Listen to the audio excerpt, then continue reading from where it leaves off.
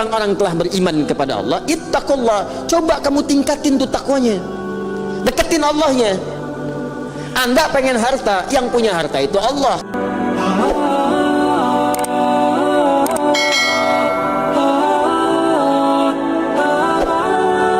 Saya pernah kasih contoh 3 orang pencuri itu, satu pimpinannya, 2 trainer seniornya. Yang pertama baru daftar ini maling baru, pengen nyuri motor, yang baru praktek tuh diamatin sama trainer sama bos dari jauh.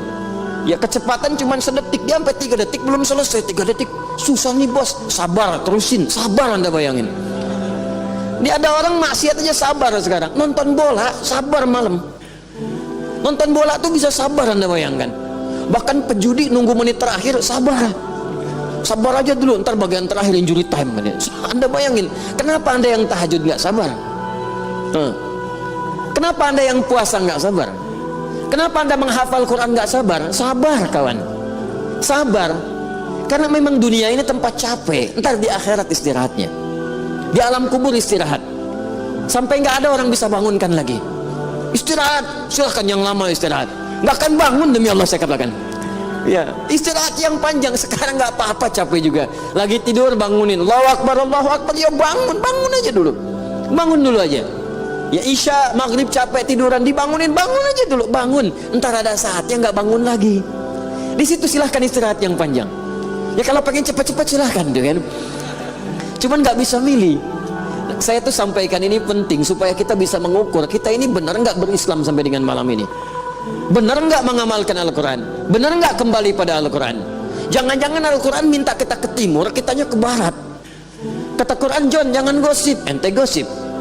Saya enggak Ustadz, bagus, enggak seperti itu tuh ibu yang itu tuh. Ya sama aja, jelas ya. Taqi itu satu orang, wa kana taqiyya, kalau banyak muttaqin. Dzalikal kitabu la raiba fi hudal lil muttaqin. Muttaqin itu cirinya ibadah. Alladzina yu'minuna bil ghaib wa yuqimunas shalah wa mimma razaqnahum yunfiqun. Infak ibadah, salat ibadah. Nah, rumus ibadah itu ibadah bagian dari takwa. Takwa itu rahasianya diantaranya dalam Al-Quran, itu wasilah untuk memohon kepada Allah agar mengabulkan apa yang kita mohonkan. Itu rumus. Tadi rumusnya di Al-Maidah ayat ke-35. Ya ayyuhalladzina amanu, hai orang-orang telah beriman kepada Allah, ittaqullah, coba kamu tingkatin tuh takwanya, deketin Allahnya. Anda pengen harta, yang punya harta itu Allah, karena itu disebut Ar-Razzaq. Kenapa Anda nggak dekati Allah yang punya harta itu? Anda pengen ilmu, yang punya ilmu Allah Al-Alim. Kenapa nggak Anda dekati Allahnya yang punya ilmu?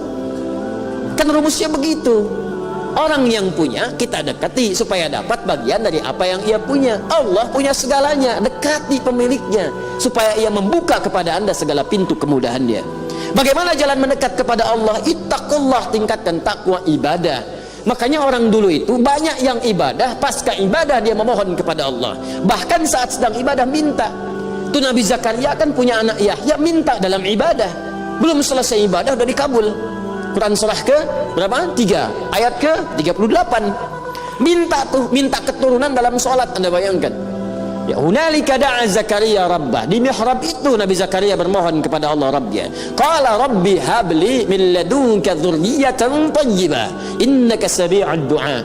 Ya Allah, mereka berkata aku nggak mungkin punya keturunan karena mereka melihat istriku punya keterbatasan.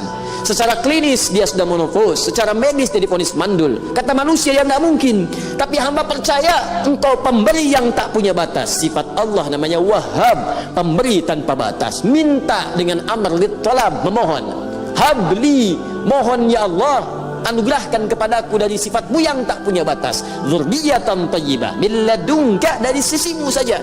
Saya percaya kepadamu, orang lain sudah nggak saya dengar ya Allah. Itu rumus dari Quran. Kalau ada orang menghukumi Anda dengan sesuatu terbatas, ini udah nggak bisa Pak, ini nggak mungkin Pak, ini mustahil Bu. Kalau ada kalimat itu tanda pertama dari Allah. Tinggalkan pendapat manusia, segera cari amalan mendekat kepada Allah, karena Allah memberi kabar gembira ingin mengabulkan langsung kepada Anda tanpa perantara manusia. Itu cara bacanya. Cuma mesti yakin, karena kaidahnya dibuat dengan la raiba fi. Kalau Anda nggak yakin, sedikit hanya ragu, nggak akan dapat. Mesti yakin, full keyakinan dalam hati kita.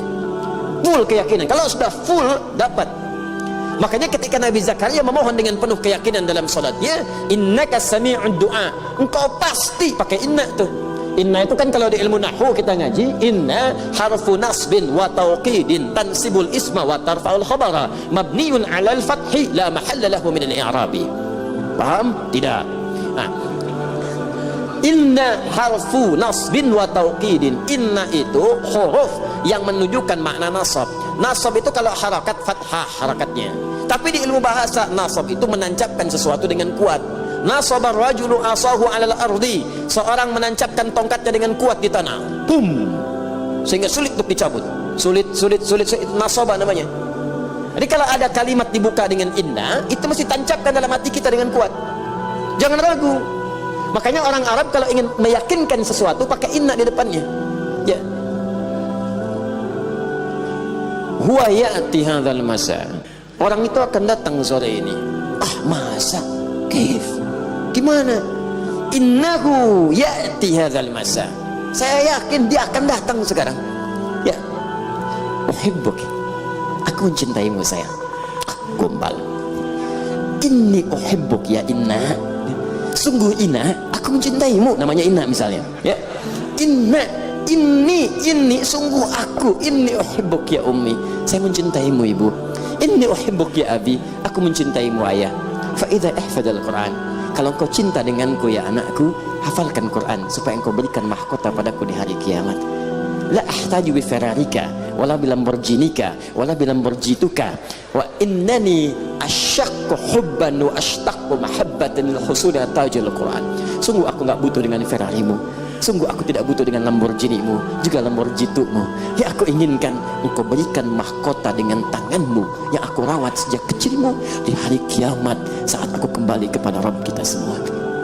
Katakan itu dalam setiap mau tidurnya, bisikan di telinganya, sehingga itu terngiang dalam benaknya dan masuk ke dalam jiwanya, dan Anda akan merasakan kebahagiaan tertinggi bahkan sejak ia menghatamkan Al-Qur'annya sebelum Anda berpulang kepada pencipta kita Allah Subhanahu wa ta'ala. Sujud Anda syukur.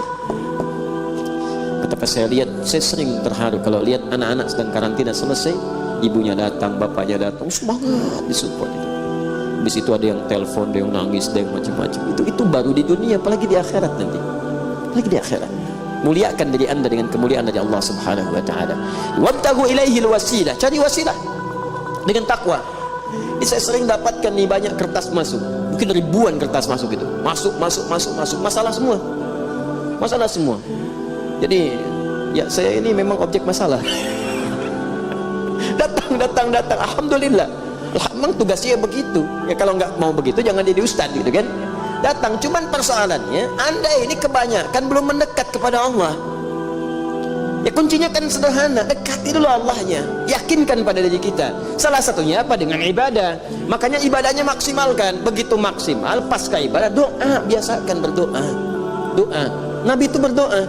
Pasca salat itu berdoa, Allahumma inni as'aluka ilman nafi'a wa rizqan thayyiba wa amalan mutaqabbala. Doa. Habis zikir doa. Kalau sedang gelisah doa, minimal sebut nama Allah. Kata Allah, fadhkuruni.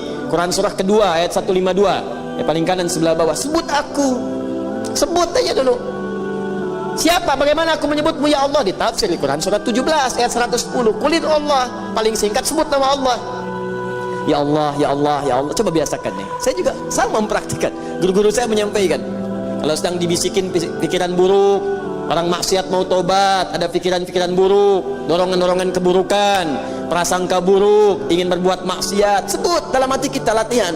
Ya Allah, ya Allah, ya Allah, ya Allah, ya Allah, ya Allah, Yal Qahar, Yal Qahar, Yal Qahar, Yal Qahar 181 kali.